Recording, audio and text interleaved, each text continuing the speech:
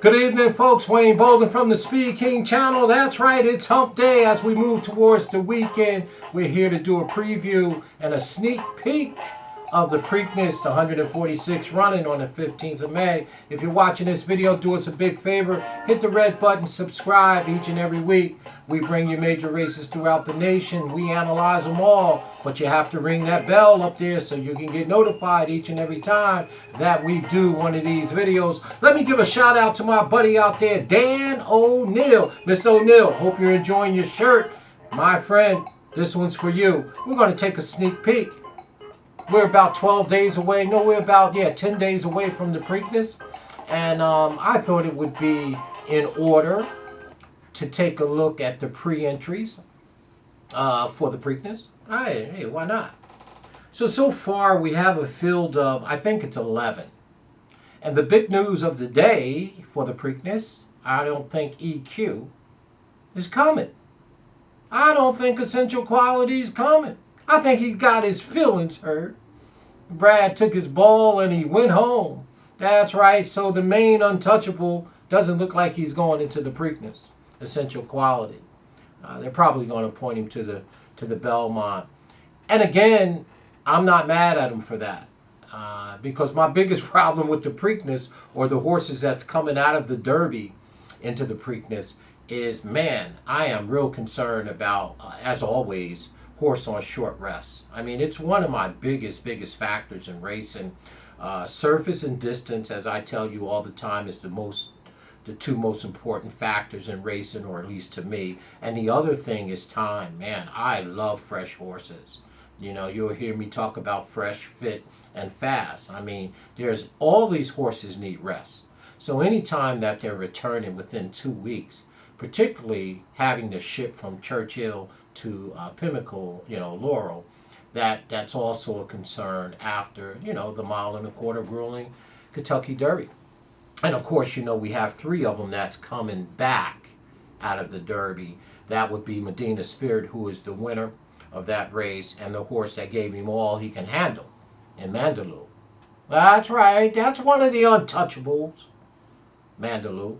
And of course, my horse that I picked, Midnight Bourbon, is coming back. So the 3 of them are returning off of the Derby. And the thing that concerns me is the 2 weeks return and the ship. Man, I like fresh horses. So does this race set up for a new shooter?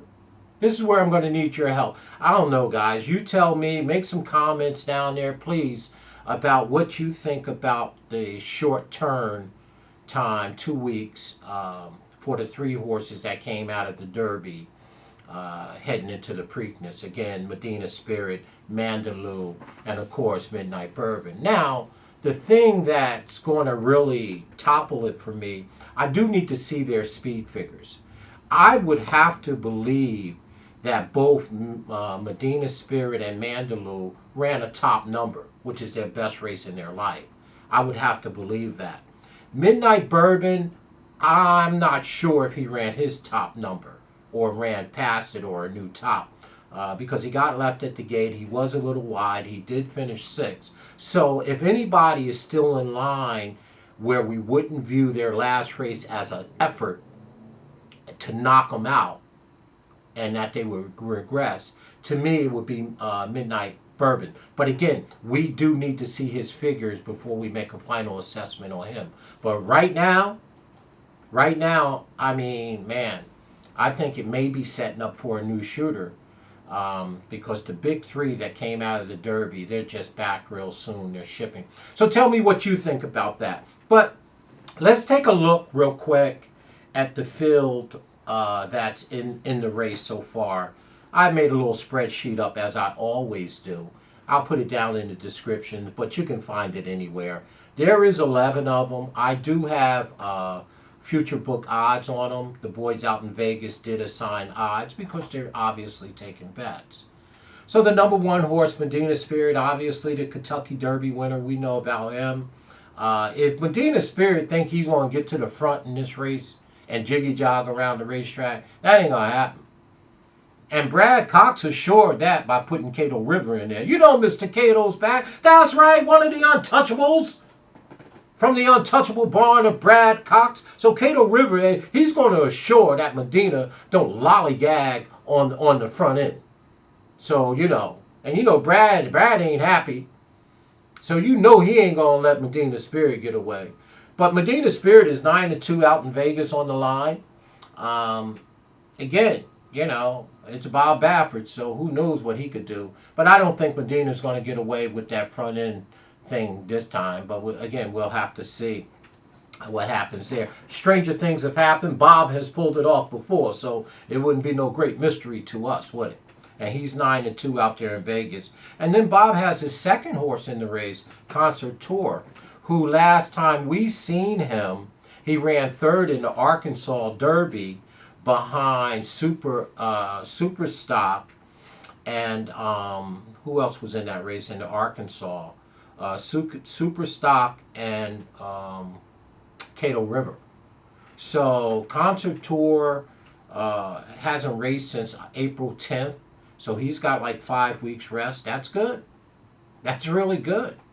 And he was third in the Arkansas behind Super Stock, and second was Cato River. So, Concert Tour's a fresh shooter. He's 7-1 out in Vegas right now. So the next horse is Mandaloo at 7-1. Of course, we talked about him. He's one of the horses returning from the Derby. Again, I'm real concerned with any horse coming back on 2 weeks, particularly coming out of the Derby, 1.25 miles, then having to ship from Kentucky to Pimlico. It's going to be a tall ask. It's going to be a tall, that's a tall take. And if Mandaloo and Medina Spirit ran the best number in their lives, they're more likely to regress than not. But again, I can't bet a lot of money on either one of them horses just on the 2 weeks return, right? I mean, that scares me. And if they're coming off the top, they're more likely to regress than not. So again, we'll wait for the final numbers next week and then put together analysis in our final picks. The next horse is Cato River. Cato River hasn't run since the Arkansas Derby. We just talked about that. Ran second behind Super Stock. I believe him and Concert Tour hooked up, ding dong down the stretch, and they finished second and third respectfully. So we know why Cato River is in the race. He's going to go to the front. He's going to put that pressure on Medina Spirit. I don't believe Medina needs to be on the lead. I think that race out in Santa Anita did sit right off the pace. But Cato River's going to the top. Y'all know that. And by the way, Pimlico's a very speedy track, right? I mean, Pimlico's a very speedy track. So Cato River's in. He's installed at 10-1 out in Vegas. Again, he's from one of the untouchable barn of Brad Cox.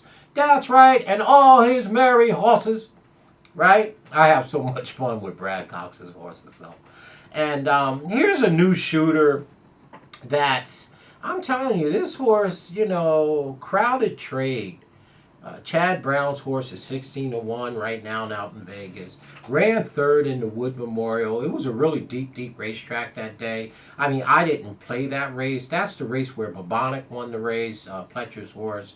And this horse hasn't run since April 3rd, which is 6 weeks from the Preakness race. See, I like horses that are fresh. All horses, talk to Billy Mott. Billy Mott will tell you all horses need time.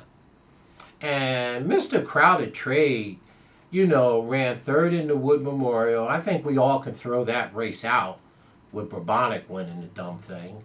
And that's April 3rd. And this race is the 15th of May. So, again, Crowded Trade is the horse that's coming in the freshest of them all. So we'll have to take a look at his numbers, his equibase, his buyers, his various patterns, and see how he is. But that's a shooter that we probably should pay attention to going forward, Crowded Trade. And of course, the next horse at 16-1 is Midnight Bourbon. We talked about him. He's one of the three that's returning out of the Derby. I don't like the 2-week return, but I'm going to be a little more forgiving if he didn't run a new top. Now, I can almost assure myself that Medina and Mandaloo did. Because if Midnight didn't, then I might give him a break. I may be just committed to the horse because I liked him in the Derby. And according to Vegas, he's 16-1. And I like 16. That means for every dollar I bet, you give me 16, I'm willing to take that risk versus reward. I like that. R-O what? I.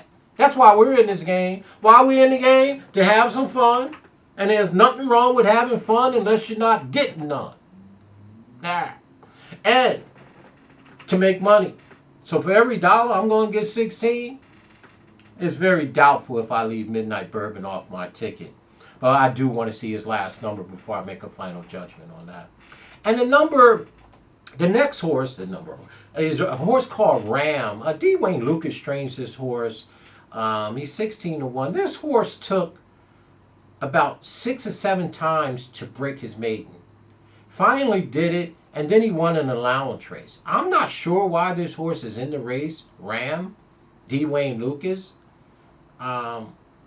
I don't want to confuse this horse with Winning Colors. Y'all know who Winning Colors is? That's right. D. Wayne Lucas trained the filly that went around the track in the Derby. But, I mean, when you get a chance, go look at this horse, Ram, guys, right? And then get back to me, comment like you guys do. And I'm not sure, but he's in the race, Ram, D. Wayne Lucas. He's an allowance horse, so let's take a look at him later, but I don't think he's going to get any of this pie. And the number King Fury, 18-1, out in Vegas, Kenny McPeak, last minute, scratched his horse out of the Derby. He did win the Lexington. Y'all remember the race. It was sloppy. So we all know if Pimlico comes up sloppy on the 15th of May, all the wise guys going to be on King Fury, including me, probably. Because he was my long shot play, him and Hidden Stash in the Derby. But Kenny scratched the McPeak and McPeak. But he's 18-1 out in Vegas. And again, he's coming in out of the Lexington, winning the Lexington. And, that was on the 10th. So that's 5 weeks ago. So again, here's another horse that's fresh, So we'll look at him a little later and do some analysis on there. And then there's a horse that's come from over at Dubai, I guess, UAE Derby, Maiden, right? That's the track, Maiden. France Go d'India. H. Mora is the trainer. You know what was weird about this? I seen Joel Rosario listed as the jock to this horse coming over from overseas. France Go d'India. 20-1 on the line. So let's wait and see. Let's see what jock lands on this horse. If Joel Rosario landed on this horse, that's going to be quite interesting.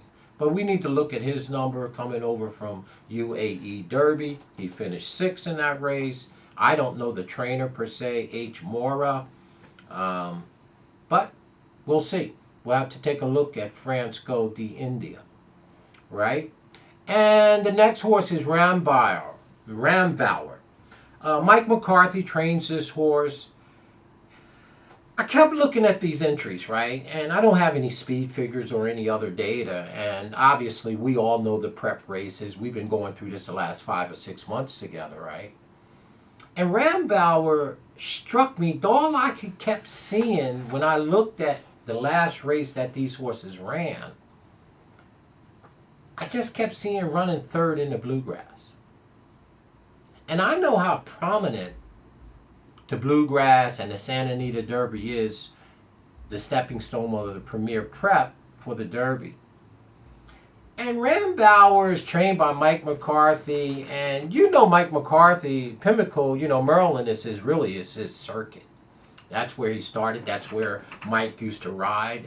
For you who didn't know, Mike was a jock. And, wow, this horse hasn't run since the Bluegrass. Obviously, Central Quality won the Bluegrass. This horse ran 3rd.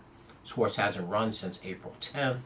That's 5 weeks. It's going to Mike McCarthy's home track. I'm just saying.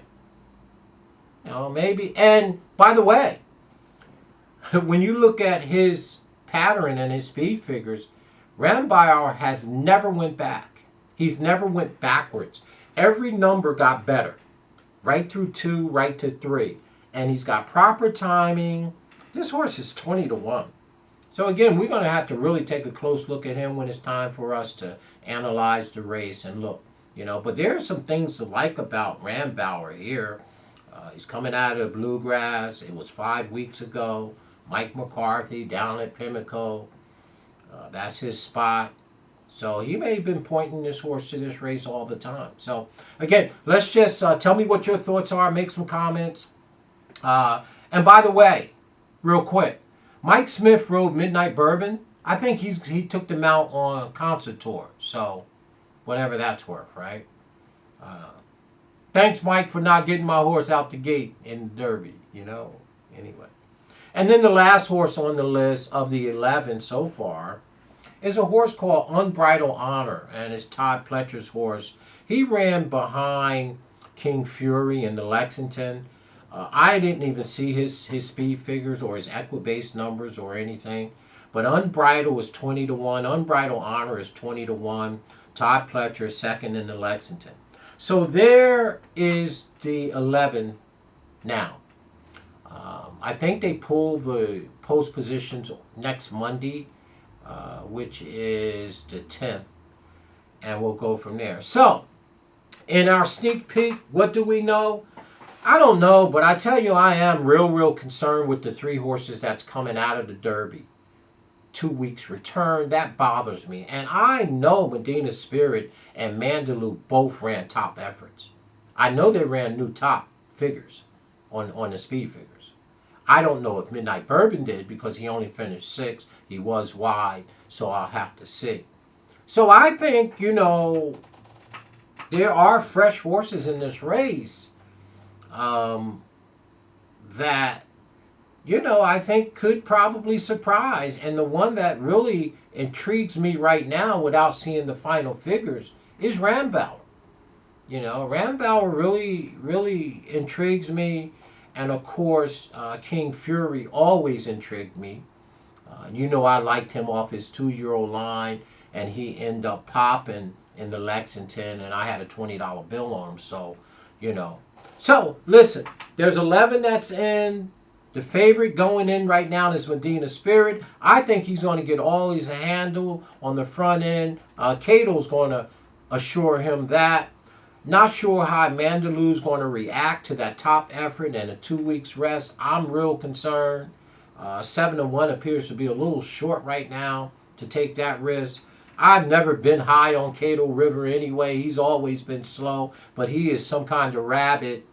And Crowded Trade. I guess he would be the other fresh horse coming out of the wood that I would, with 6 weeks of rest, with Chad Brown would take a look at.